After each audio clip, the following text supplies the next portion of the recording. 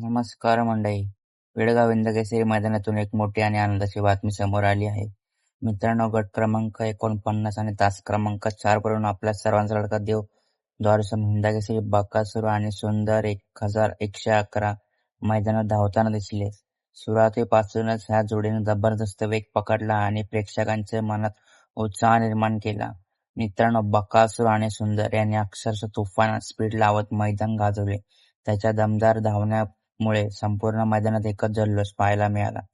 प्रत्येक क्षणाला वेग वाढवत ही जोडी लक्ष्याच्या दिशेने झेपावत होती आणि अखेर शानदार कामगिरी करत बकासूर आणि सुंदर 1111 यांनी गट पास करत सेमीफायनलमध्ये आपलं स्थान निश्चित केलं आहे. आता सर्वांच्या नजरा सेमीफायनलकडे लागल्या आहेत. सेमीफायनलमध्ये ही जोडी आणखी मोठा पराक्रम करणार का, हे पाहणं उत्सुकताच ठरणार आहे. मित्रांनो, बकासूर आणि सुंदर 1111 यांनी सेमीफायनलसाठी मनापासून शुभेच्छा. जय महाराष्ट्र.